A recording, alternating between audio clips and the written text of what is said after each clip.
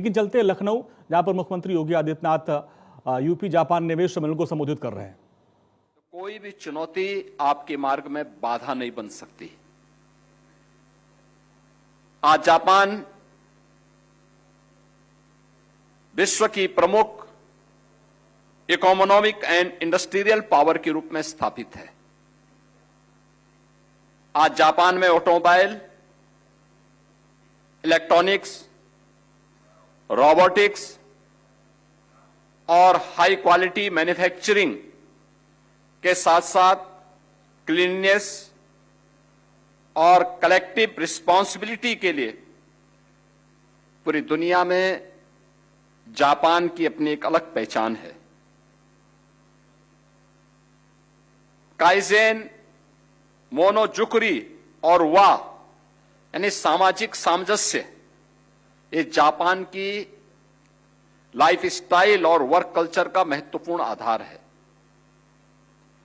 इन मूल्यों की झलक जापान के एडमिनिस्ट्रेशन में, इंडस्ट्री में, एजुकेशन और सोशल लाइफ हर क्षेत्र में दिखाई देती है।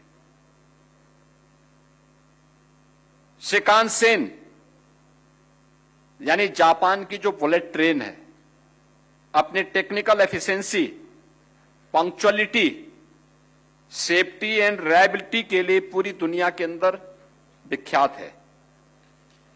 यह ट्रेन जापान की सोच का प्रतीक है कि जहां टेक्नोलॉजी के साथ प्रिसीजन, स्पीड के साथ सेफ्टी और डेवलपमेंट के साथ रिलायबिलिटी को समान महत्व दिया जाता है,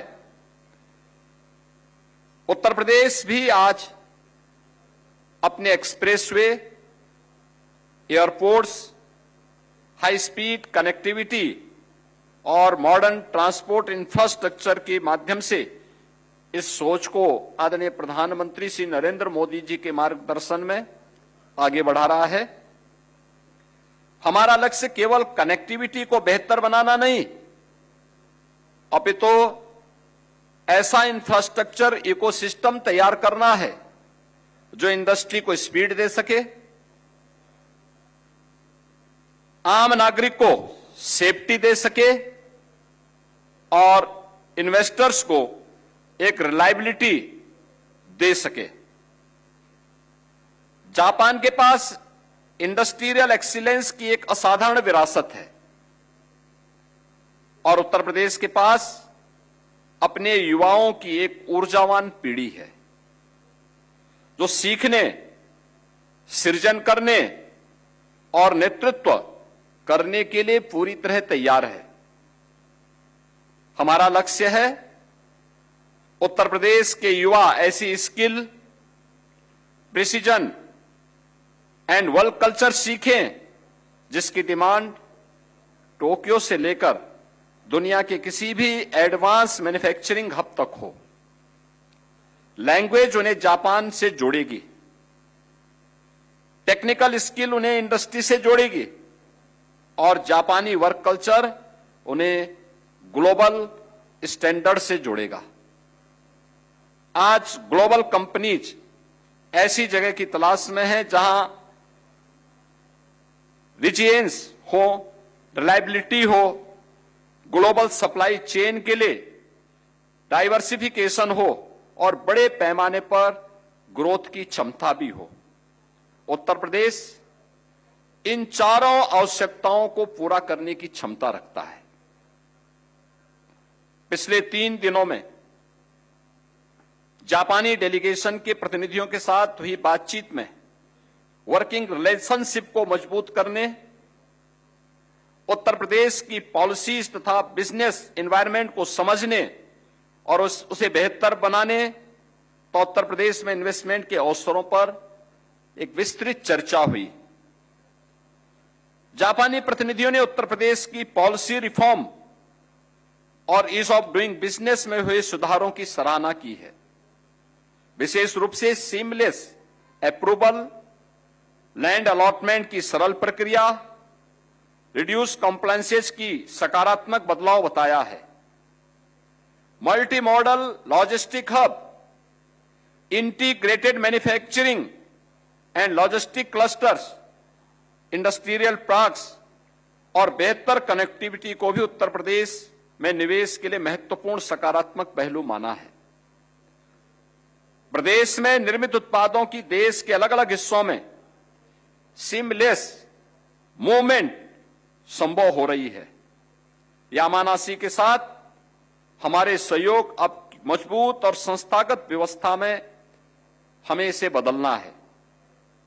इन्वेस्ट यूपी में एक डेडिकेटेड यामानासी डेस्क स्थापित किया जाएगा, जो यामानासी सरकार वहां के उद्योगों और निवेशकों के लिए एक निरंतर समन्वय करेगा।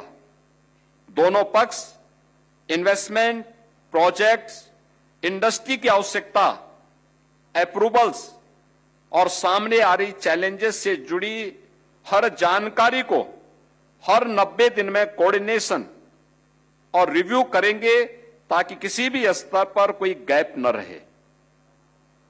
इससे एमओयू के क्रियान्वयन से लेकर के इन्वेस्टमेंट तक की पूरी प्रक्रिया को एक नई गति मिलेगी। मैं यामानासी के ऑनरेबल गवर्नर को विशेष रूप से धन्यवाद करता हूं कि उन्होंने यामानासी एमएसएमई कंपनियों के उत्तर प्रदेश में निवेश के लिए 600 करोड़ रुपए का फंड घोषित किया है। यह उत्तर प्रदेश में जापानी उद्योग के विश्वास का महत्वपूर्ण प्रमाण है। हम जेट्रो और जायका के साथ अपने सहयोग को और मजबूत करना चाहते हैं। हमारा प्रयास होगा कि इनके माध्यम से अधिक जापानी कंपनियां एमएसएमई और बिजनेस नेटवर्क्स को उत्तर प्रदेश में निवेश के अवसरों के साथ जोड़ा जाए। हमारा उद्देश्य स्पष्ट है, जापानी कंपनियों के लिए उत्तर प्रदेश में निवेश को आसान, तेज और सुविधाजनक बनाना। फरवरी 2026 की जापान यात्रा के दौरान जापानी CXOs, business associations and industries delegations के साथ हमने व्यापक चर्चा की थी। इन चर्चाओं के दौरान यह भी सहमति बनी कि उत्तर प्रदेश सरकार जापान के अन्य प्रीफेक्चर के साथ भी सहयोग को आगे बढ़ाएगी।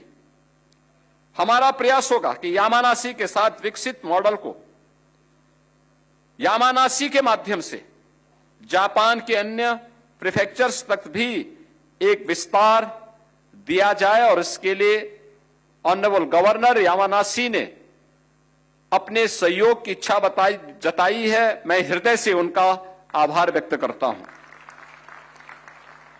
मुझे प्रसन्नता है कि उत्तर प्रदेश की गलगोटिया यूनिवर्सिटी से ने जापानी डेलीगेशन के साथ एमओयू किया है। हम चाहते हैं कि इस प्रकार की साझेदारी उत्तर प्रदेश के और विश्वविद्यालयों तथा जापान के विश्वविद्यालयों और संस्थानों के बीच भी विकसित हो। हेल्थ केयर और मैन्युफैक्चरिंग प्रोफेशनल्स के साथ पॉलिटेक्निक, नर्सिंग ग्रेजुएट्स, अन्य टेक्निकल कोर्सेज के छात्रों को जापानी लैंग्वेज में ट्रेंड करने, उनके लिए एम्प्लॉयमेंट और ट्रेनिंग के अवसरों का विस्तार करने का कार्य भी हम इसके साथ करेंगे। हम जापानी कंपनियों के साथ मिलकर उनके सेक्टर स्पेसिफिक मैन पावर जरूरतों को समझना चाहेंगे, ताकि इन्हीं आवश्यकताओं के आधार पर उत्तर प्रदेश में हम विशेष ट्रेनिंग प्रोग्राम तैयार कर सकें और जापानी लैंग्वेज की तैयारी भी कराई जा सके। हमारा लक्ष्य है कि इंडस्ट्री की जरूरत के अनुसार स्किल के अनुसार एम्प्लॉयमेंट का एक मजबूत इकोसिस्टम तैयार हो। इससे जापानी कंपनियों को प्रशिक्षित वर्कफोर्स और उत्तर प्रदेश के युवाओं को ग्लोबल इंडस्ट्री स्टैंडर्ड के अनुरूप अवसर मिलेंगे। मित्रों, टूरिज्म के क्षेत्र में जो असीम संभावनाएं हैं, जापानी टूरिस्ट की भारत में पहले से ही एक स्ट्रांग प्रेजेंस है। हमारा प्रयास है कि बौद्ध सर्किट के माध्यम से जापान से आने वाले पर्यटकों के लिए टूरिज्म को बढ़ावा दिया जाए और इस संबंध में भी एक एमओयू यहां पे संपन्न हुआ है। उत्तर प्रदेश भारत की प्रमुख स्पिरिचुअल टूरिज्म हब है और यहां आध्यात्मिक, बुद्धिस्ट कल्चर, हेरिटेज टूरिज्म की भी अपार संभावनाएं हैं। जापान में आयोजित होने वाले टूरिज्म फेस्टिवल में उत्तर प्रदेश के पार्टिसिपेशन के माध्यम से हम भारत की संस्कृति, आध्यात्मिक विरासत, हॉस्पिटैलिटी को भी वहां प्रस्तुत करेंगे।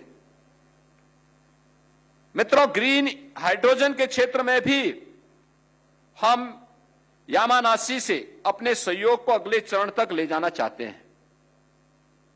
आईआईटी कानपुर, आईआईटी बीएचयू के साथ के माध्यम से ग्रीन हाइड्रोजन के सेंटर ऑफ एक्सीलेंस स्थापित किए जा रहे हैं।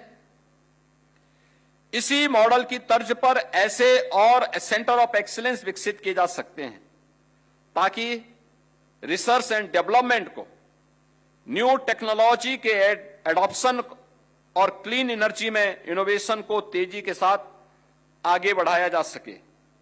एक पायलट प्रोजेक्ट विकसित करने पर भी यहां पर सहमति हुई है और उत्तर प्रदेश सरकार उसे यहां पर इंप्लीमेंट भी यामानासी के साथ मिलकर के इंप्लीमेंट करेगी। इसके लिए भारतीय कंपनी और जापानी कंपनी के बीच टेक्नोलॉजी एवं बिजनेस पार्टनरशिप विकसित की जाएगी और मैं मानता हूं कि यूपी के तमाम हमारे उद्यमी और इन्वेस्टर यहां पर उपस्थित हैं जो इस टेक्नोलॉजी को वहां पर अपनी अपनी इंडस्ट्री में भी लागू करने के लिए सहमत हो सकते हैं। आवश्यकता पड़ेगी उनके डेलीगेशन को भी हम यामानासी प्रीफेक्चर की यात्रा में भेजेंगे, वहां जाकर के वे भी इन कार्यों को वहां पर अनुभव करेंगे। साथ ही उद्योग जगत के साथ समन्वय कर एक उपयुक्त ऑफ टेकर की पहचान की जाएगी ताकि यह पायलट परियोजना आगे बड़े स्तर पर विस्तार योग्य एक कॉमर्शियल मॉडल भी बन सके। अक्टूबर 2026 में यामानासी में आयोजित होने वाले इंटरनेशनल हाइड्रोजन समिट में उत्तर प्रदेश अपना डेलीगेशन उसमें भाग लेने के लिए अवश्य भेजेगा। मित्रों, नोएडा और ग्रेटर नोएडा में ग्लोबल कैपेबिलिटी सिटी सेंटर की स्थापना के लिए एक मजबूत इकोसिस्टम तैयार हो रहा है। हम जापानी जीसीसी कंपनियों को यहां आने, इन्वेस्ट करने और अपना बिजनेस सेटअप करने के लिए भी आमंत्रित करते हैं। इस विषय पर हमारा एक एमओयू भी यहां पे अभी साइन हुआ है। हमारा लक्ष्य केवल इन्वेस्टमेंट लाना नहीं है, हमारा लक्ष्य जापान के साथ एक long term trust based partnership बनाना है। हम चाहते हैं जापानी कंपनियां उत्तर प्रदेश में आए, यहां इन्वेस्टमेंट करें, यहां प्रोडक्शन करें और यहां से पूरे भारत तक ग्लोबल मार्केट तक पहुंचे। भारत और जापान ऐसे देश हैं जिन्होंने अपनी विरासत और परंपरा को अपने दैनिक जीवन और कार्य संस्कृति का हिस्सा बनाए रखा है।